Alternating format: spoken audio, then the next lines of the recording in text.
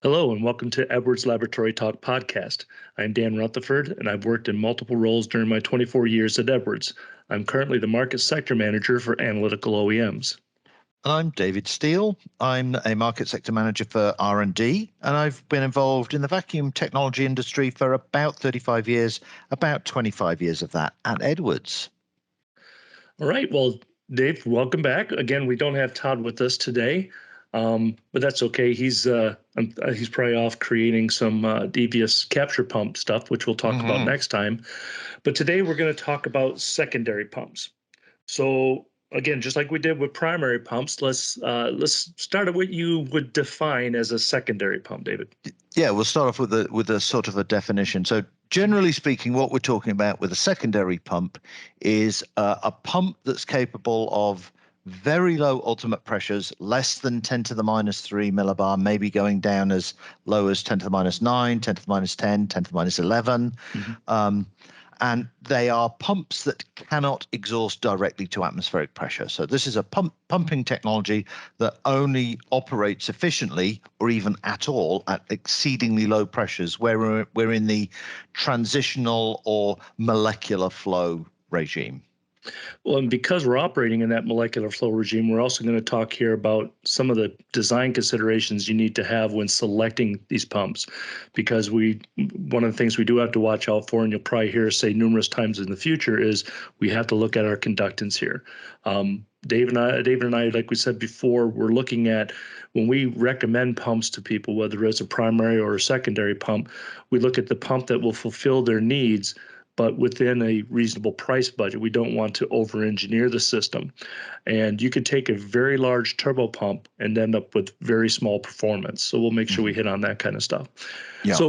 So in this range, so 10 to minus 3, you're looking at, like I said, or better, we're looking at microscopy, mass spectrometry, coating, the whole high energy physics sector. High energy physics. Yep. Satellite testing. I mean, there's a massive variety of scientific applications, not to mention industrial applications.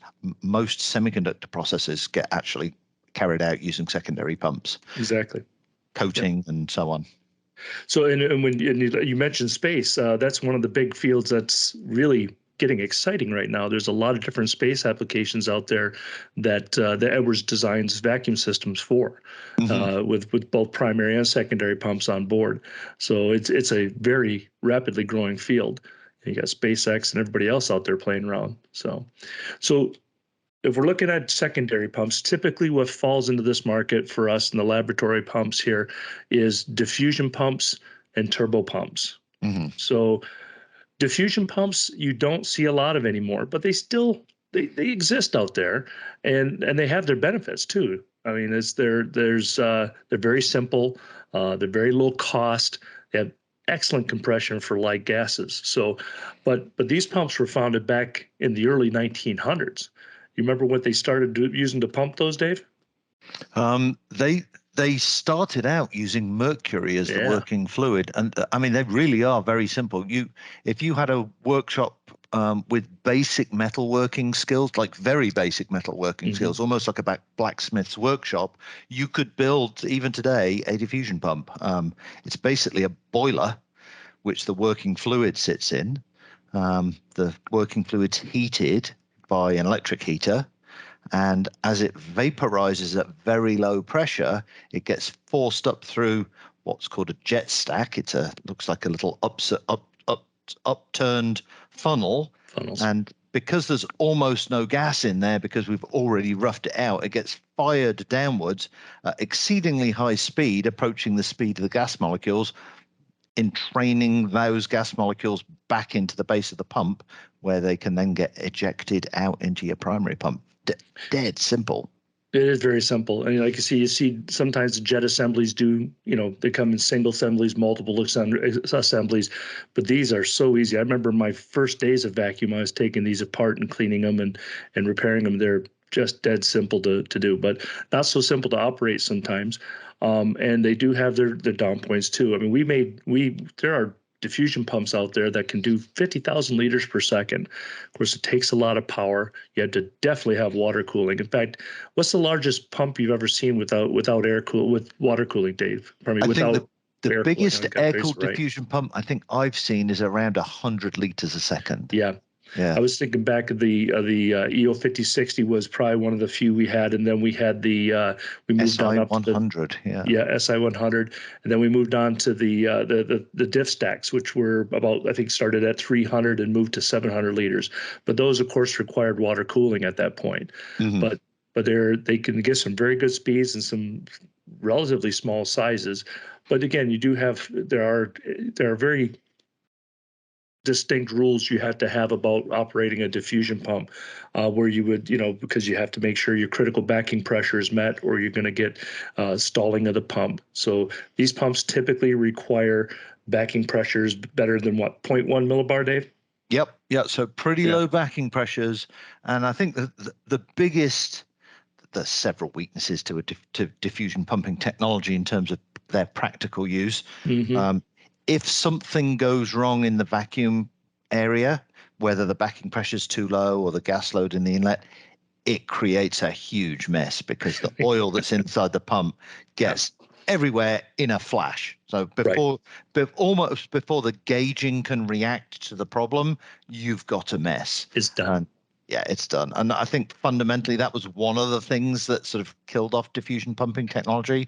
The other is the amount of power that it takes, because of the way it works, every watt of power that you put in, you have to take out in cooling. So they're always running at max power. So they're very energy hungry, by orders of magnitude compared to a modern turbomolecular pump. Well, in the days right now, you're starting to see glass coating systems. I should say, probably 5-10 years ago, we saw glass coating systems start to change over from these inexpensive diffusion pumps to relatively expensive magnetically levitated turbo pumps. And the reason they could do that is because these guys were having to run their own power plant on site, a megawatt of power or more, to support all the diffusion pumps they had. And you can do it now with a fraction of the power.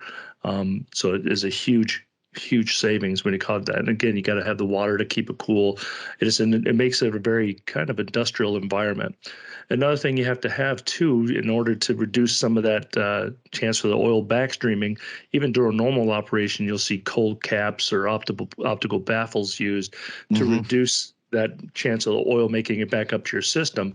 But then those caps and those baffles, they impact the conductance that we're talking about, so they're going to cause a slower speed. So it's not something we see a lot today in the laboratory spaces. Even in mass spectrometry, they used to use the small diffusion pumps to get folks in the door on the GCMS systems, and then they bring them up to a turbo. Well, now today, because the turbo prices have come down within reason and they're so simple to operate, you'll start to see now we have small turbos and large turbos on the entry-level GCMS systems. So let's move on to, since we don't see them too much more, let's move on to the turbomolecular pumps, or as we refer to as turbo pumps. So in those, we have the debate is mechanical turbos versus maglev. Now, obviously, in the laboratory environment, we see, I would say, 95% or more mechanical bearings. So this is another one where it's difficult to make generalizations, but generally speaking, maglev turbo pumps, certainly from an Edwards perspective, we tend to put maglev bearings in the turbos that are being used in the most aggressive environments, mainly because turbo pumps are running at exceedingly high speeds, and to try and manage a mechanical bearing with really nasty environments, perhaps an environment where you need to heat the body of the pump itself just to stop material condensing in them, it's much easier and more reliable to do that with a maglev bearing than with a mechanical bearing. Also, there's sort of a size thing too, where it gets more and more complicated trying to spin a rotor at really high speed with a mechanical bearing. So there's not a hard limit, but it does cross over there a little bit. Yeah, you typically don't see maglevs below 300 liters per second. And again, Right. because of the Yep. rotational speeds that you have to achieve there. Where with turbos at Edwards, we have our NEXT 55 and our NXT 85 size pumps, which rotate at 90,000 RPMs, which would be a little bit difficult for a maglev. Some other applications we see that are in the laboratory would be microscopy. The beauty of the maglev is because you don't have a mechanical bearing there, they're very low vibration. People love people that happen to find a maglev pump and they stick it on an application that really doesn't require it. They like it because they last forever in those benign applications. There's no contact, so there's very long life, and as Dave said, the harsh environment. But Yeah. again, most of our field is ceramic bearings or mechanical bearing type pumps, so they're much lower cost. They typically are smaller in size. We have really good light gas compression with those pumps because, again, with the maglev, you have to maintain that axial clearance in the rotor. So we can get those with a mechanical pump, you can get that much closer, and they can handle those higher speeds too.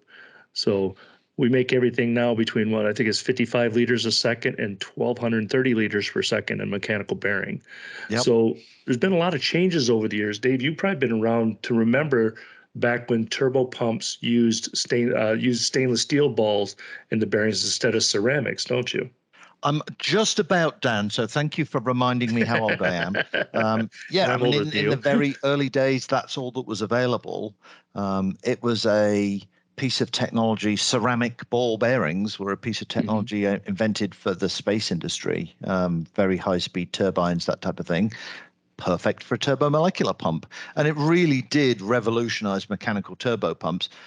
Maglev pumps have been around in the mass market for longer than mechanical bearing turbos, and it really boiled down to the bearing. Once Right. ceramic bearings came along, the little balls that actually support the bearing are smoother, harder, and lighter.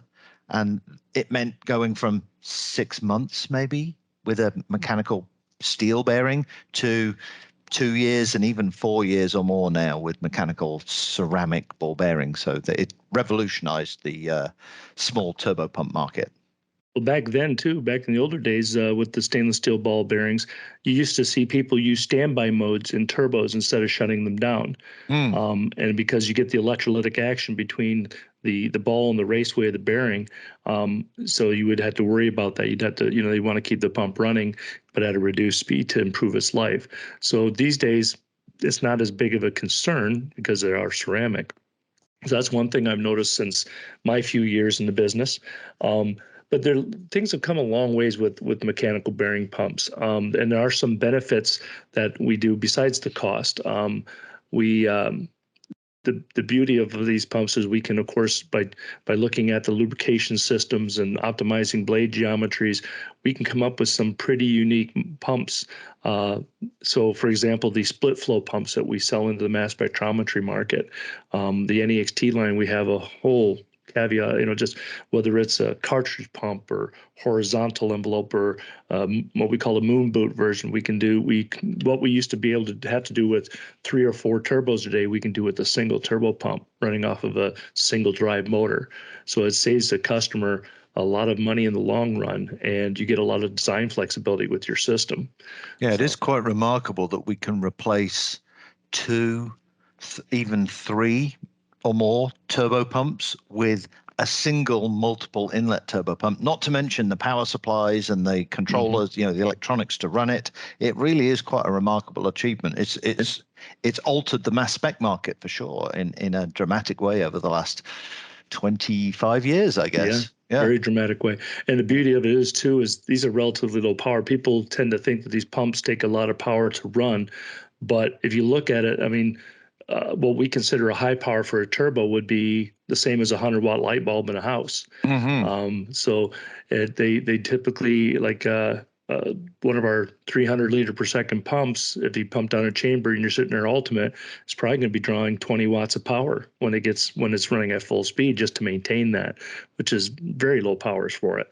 And the beauty of that is, of course, you have lower heat that is generated from it. And one thing if I was to say one thing about turbo pumps, cooling is one of the most important things you can do with a turbo pump. You always have to consider the cooling, because if you look at the life of the pump and you compare to the heat that it's operating in, the temperature that the bearing is at, the higher the temperature of the bearing, the shorter the life is. So that's where it's important to understand it. If you're baking a pump, you're typically going to want to have water cooling because you want to watch that flange temperature that you have. If you have higher gas flows, you're going to want water cooling. But we can do some pretty high gas flows even with air cooling. But we just need to make sure that we protect the pump from a temperature standpoint. So I gotta say, I'm something of a to mix my words up. I'm a fan of fan cooling. Most of our mechanical bearing turbos can be what we call ambient cooled in most applications, where it's just air currents moving over the pump. I really like just to put a fan on, and if it's not going to hurt the application, like if it's a really vibration sensitive application, then yeah, you have to come up with another solution. But for most, a little small fan on there, it's good insurance is the way I usually describe it. Agree 100%, and I recommend it every single time. So looking at turbos, Dave, looking at actually secondary pumps in general, I have in mind the biggest error I see people make when they pick a turbo pump or a diffusion pump. But these days, let's say turbo pump, and let's see if yours matches mine. What do you think the biggest mistake people make when designing their system and picking a pump? Should we both write it down on a piece of paper and see if we pick the same thing? I'm showing it to you. You can see it. It starts with the CE. I think Dan is going to write down connecting a turbo pump with a long, skinny pipe to what it's going to be used on. Conductance, exactly. Conductance, exactly. Yep. I've for these turbo pumps to get a lot of people have a misconception about molecular flow, what you're actually seeing here, and what impacts pumping speed. People don't realize I've done models for people, gas models for people that show, they tell me they want a 300 liter per second pump, and then they tell me they're going to neck it down to an NW40 inlet, and then hook a meter long tube to it and connect it to a chamber. And I said, well, if you're going to do that, why don't you just start with an NW40 pump that's much smaller, like an NEXT 85? And they say, well, I want that pumping speed. And what they don't realize is you're not going to get it. You could hook a 2,000 liter per second turbo up to the end of that pipe, and you're still going to get the same performance that an NW40 turbo would get. And I think it's an understandable mistake to make, because with a primary pump, you can actually run your primary pump quite a long way from your system. There's always some loss with pipe work, but provided you keep the diameter a reasonable size and don't make it too long, it's minimal. It's it's in the noise of the other variables in the system. But with a turbo pump, it's dramatic. Even a short length of pipe, 2 or 3 times the diameter of the pipe, you might be losing half your effective pumping speed by the time you get to the point of use, your actual vacuum system. Well, when you're looking at the mean free path of a molecule at these pressures that we're talking about, there's actually a better chance for that molecule to hit the wall of a chamber than to hit any other molecule that's in that chamber. That's what we're talking about here. So when you're talking about the diameter of the inlet, so first of all, the best place to mount your turbo or your diffusion pump is directly to the chamber you want to pump, as close as possible. So short and wide is better.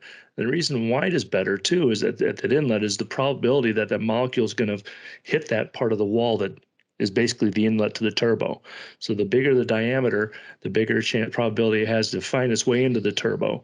But then even once it gets in the turbo, people have a gross conceptual error that we just suck the gas right through.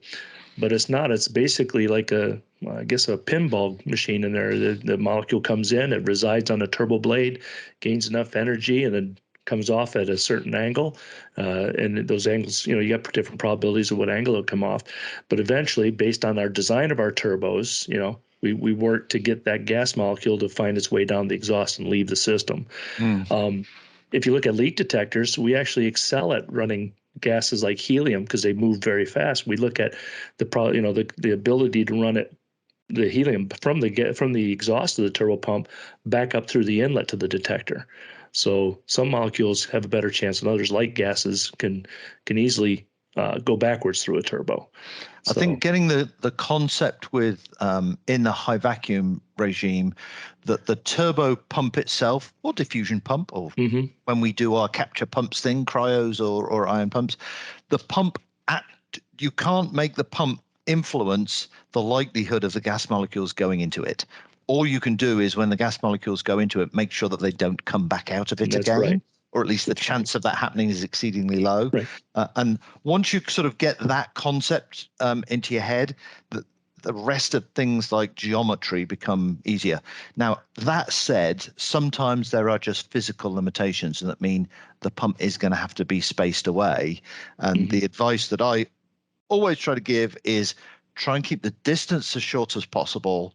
Try and keep the diameter at least the size of the inlet of the pump itself. Exactly. And if you do need to flange it down, if your system's just got a small connection on it, flange down to it as close as possible with the shortest possible adapter. And you'll make the best compromise with that. Vacuum systems are always a compromise of things, and that's the best compromise that you can make in that situation. Exactly. And just like I said earlier, short and wide. Short and wide. Yep, that's it. Describes my life to a T. So, some other things to point out about the pumps is also important. We look at the flange types that we have here. So typically, with turbo pumps, we do have some very small pumps with NW flanges, but the majority we're looking at ISO flanges or conflat. So the differences you have there, of course, is if you're looking at a pump that a system that you're going to bake out, then you're going to want to go with a metal flange pump. Again, because you got to watch that you got to be careful of the temperature you have on the inlet flange to begin with, but you don't want to damage those fluoroelastomer type seals that you would use on an ISO type pump. And typically you get a better vacuum seal with those soft metal gaskets that you're going to use in a conflat type pump. Yeah. Anything else you think on that? Really, that it just boils down to a decision of O-rings versus metal seals, and O-rings actually do modern vacuum rated O-ring seals too. Much easier to connect. You can dismantle them easily and reassemble them easier. There's a lot less clamps that you need. And if you're operating a system that's going down to a pressure of maybe 10 to the minus 8, there really isn't the benefits of going from a vacuum perspective of going to a metal seal are kind of small. Once you get to sort of that kind of level, that changing the outgassing characteristics and the permeability, especially for helium and hydrogen, moving to a metal seal is dramatic. And like you said, Dan, baking. If you need to bake a system, then metal seals is the way to go. And but you're exactly right, David. If you're going to be above 10 to the minus 8, do yourself a favor and stick with the O-ring seals. You will, the first time you have to drop that turbo pump back down, you'll appreciate it. After was a typical copper gasket, even for the ISO 100 sizes, is probably what, $15-20. Yeah, they can get expensive, and there's a lot of bolts to undo and do up as well. And undo and do up. Well, do up in the right pattern to make sure that seal works properly. So yeah. All right. Well, I think we've drummed on enough about this right now for today. We'll probably have, again, more podcasts in the futures talking about specific types of turbo pumps and their benefits and some design of it. I know in the future we're going to look at having a podcast on how we design our bespoke turbo pumps for specialty mass spectrometer systems with the people in our bespoke product development team. So we'll do that. David, what are we going to go over next? I think we're going to do capture pumps. I think we're going to do capture pumps. So I think we'll be talking about cryo pumps and ion getter pumps will be the next podcast. All right. Well, until that time, if you have any questions, or if you'd like to reach out with us with these questions, please feel free to send us an email to podcast@edwardsvacuum.com. If you need any technical assistance from our tech support folks, you can email them at info@edwardsvacuum.com. Until next time, this has been Dan and Dave from the Edwards Laboratory Vacuum Talk podcast. Thank you.